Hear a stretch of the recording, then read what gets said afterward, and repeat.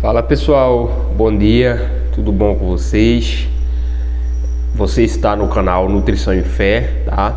Meu nome é Wellington Clemente e no vídeo de hoje nós vamos fazer uma leitura bíblica, tá? Eu convido você para vir comigo, onde nós vamos fazer uma leitura bíblica.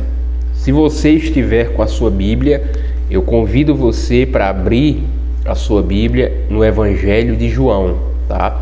O Evangelho segundo João. Quando se fala em fé, eu acredito que nada melhor, nada mais importante e confiável do que a própria Bíblia, né? Para fortalecer a nossa fé, né? Ou seja, a Bíblia, quando nós lemos a Bíblia, nós não estamos dando muita opinião, é ela mesmo que está falando, né? Tá bom? Então vamos ler a Bíblia comigo. Se você estiver com a Bíblia, ou se você não estiver, eu convido você para ouvir, tá?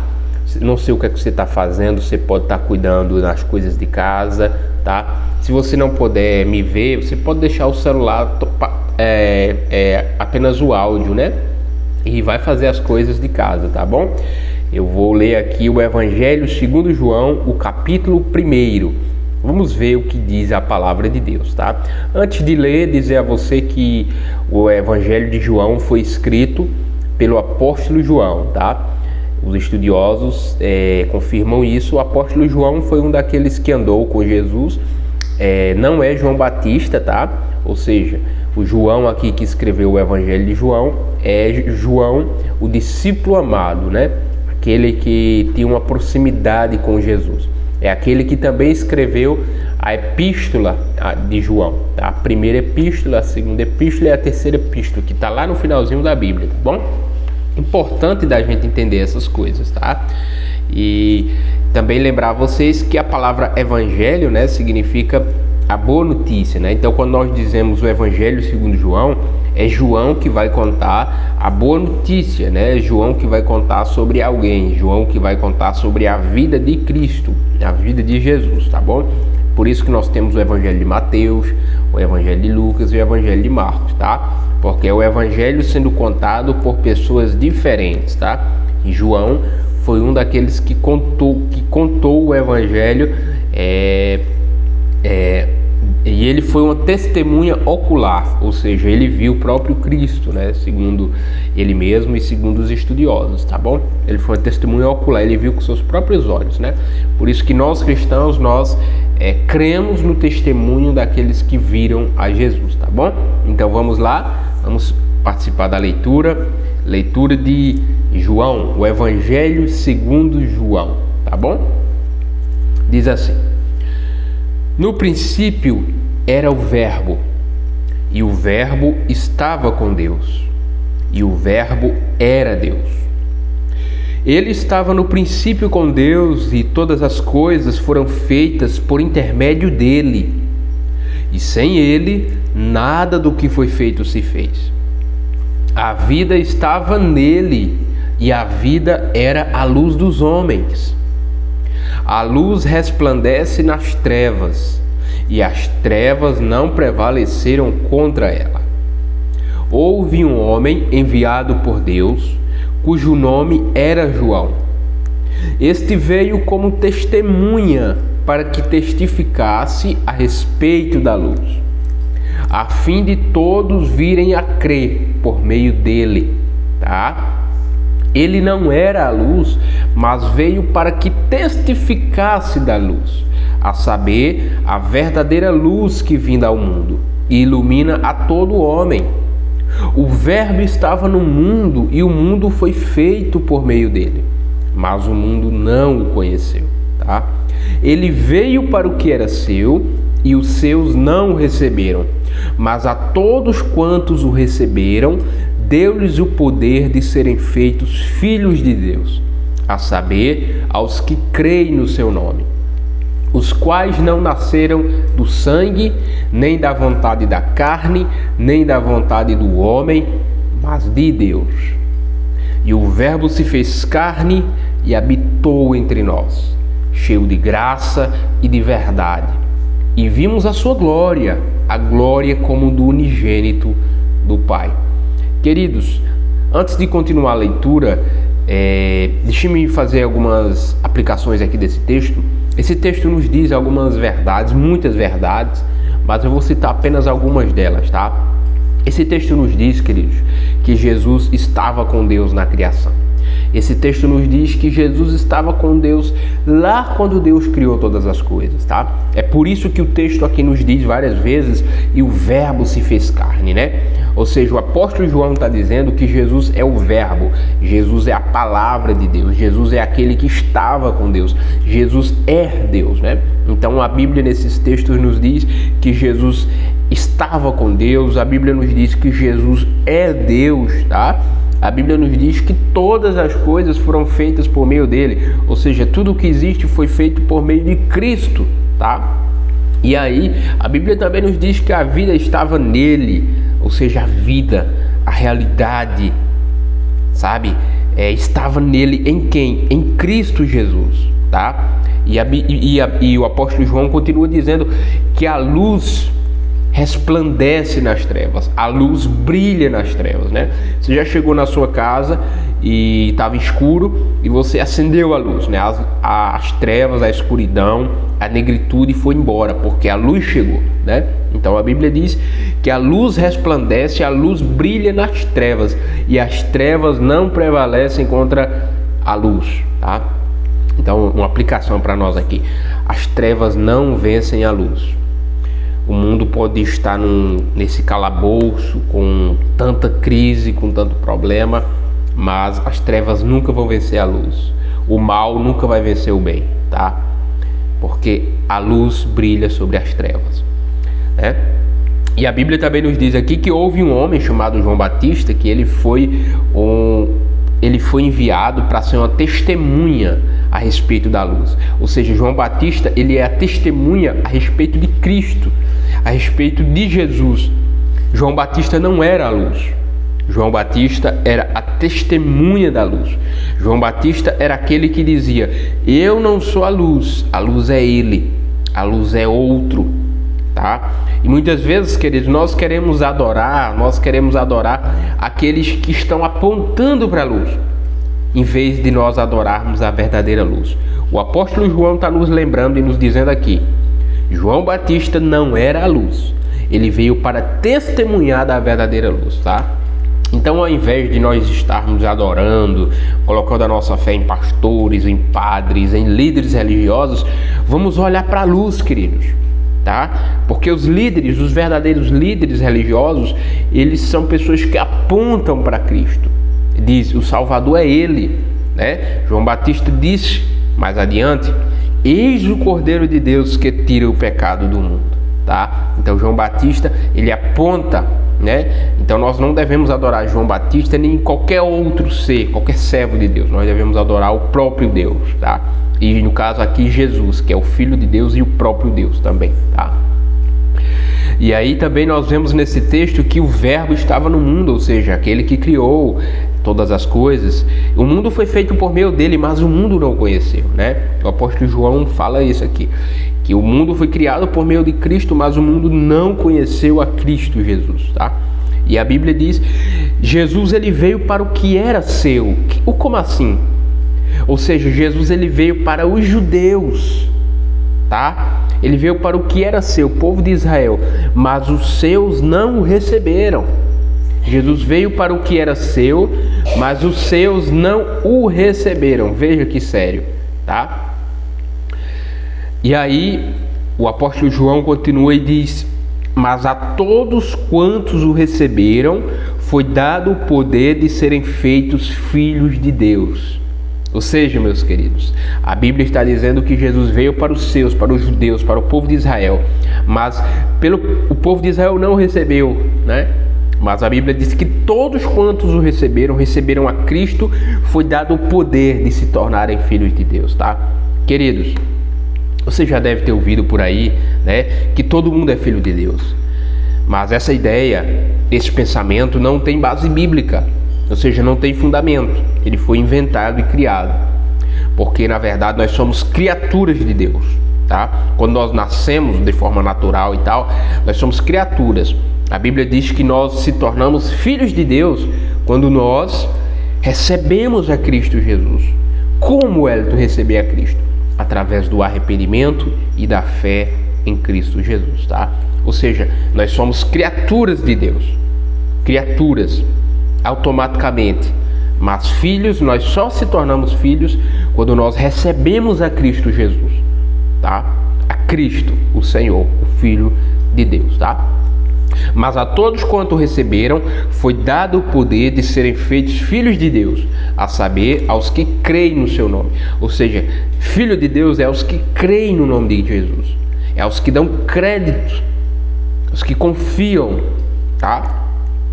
E aí a Bíblia diz que os filhos de Deus, não nasceram do sangue, ou seja, não é o nascimento natural, né? A gente nasce a primeira vez, é um nascimento natural, o papai e mamãe namoram, e aí casa, e aí nasce a gente. Mas não é esse o nascimento que vem de Deus. O nascimento que vem de Deus não é segundo a carne, nem segundo o sangue, nem segundo a vontade do homem. O nascimento segundo Deus é diferente, tá? E aí a Bíblia nos diz, né, nesse texto que nós lemos, que o Verbo se fez carne e habitou entre nós, cheio de graça e de verdade. E vimos a sua glória, a glória como do unigênito do Pai, tá? Ou seja, a Bíblia está dizendo, o Verbo se fez carne, ele habitou entre nós, ele veio, ele se fez carne, né? E por que diz cheio de graça e verdade, queridos? A lei de Moisés, ela é uma bênção, né? Embora a gente não queira ouvir a lei de Deus, guardar e tal, mas a lei de Moisés é uma riqueza para a vida.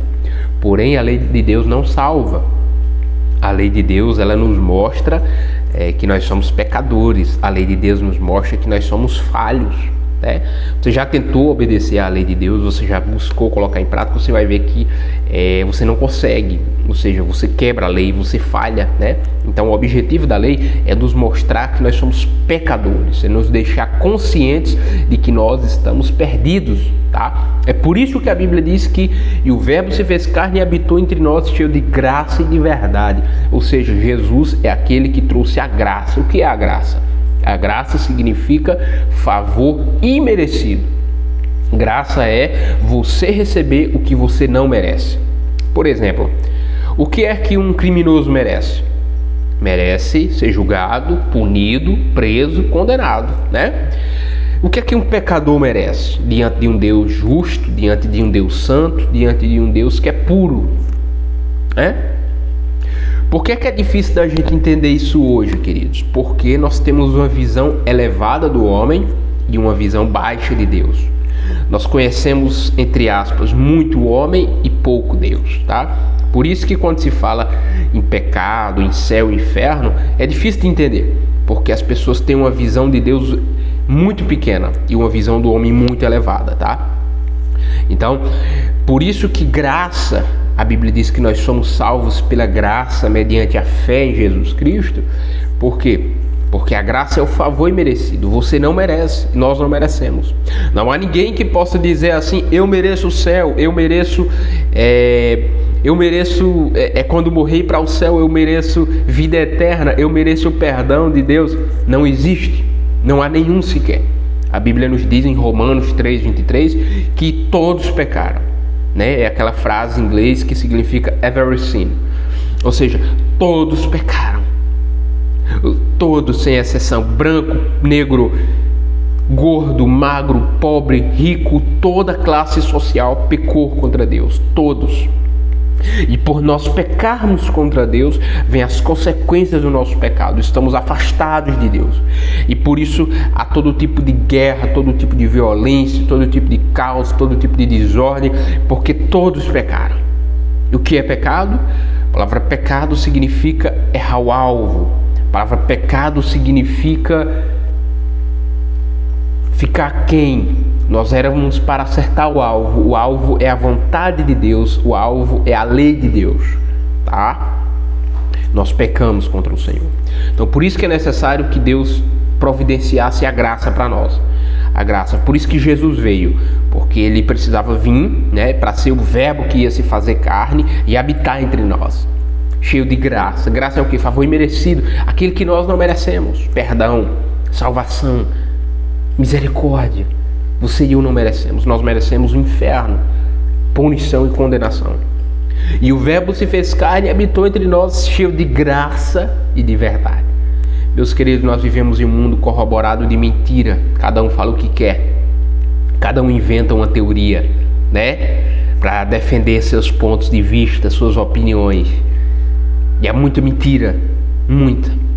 Mas a Bíblia diz que houve um que habitou entre nós, que era cheio de graça, cheio de favor imerecido. Por isso que os pecadores queriam estar perto dele. Por isso que as meretrizes, os publicanos, os cobradores de impostos, por isso que aqueles que eram os piores da sociedade queriam estar perto dele. Sabe por quê? Porque Jesus tinha graça para oferecer. Tinha graça, tinha favor imerecido. Tá? Por isso que aqueles que estavam perdidos encontravam salvação e esperança em Cristo Jesus. Tá, queridos? Então, Jesus era aquele que era o Verbo que se fez carne e habitou entre nós, cheio de graça e de verdade.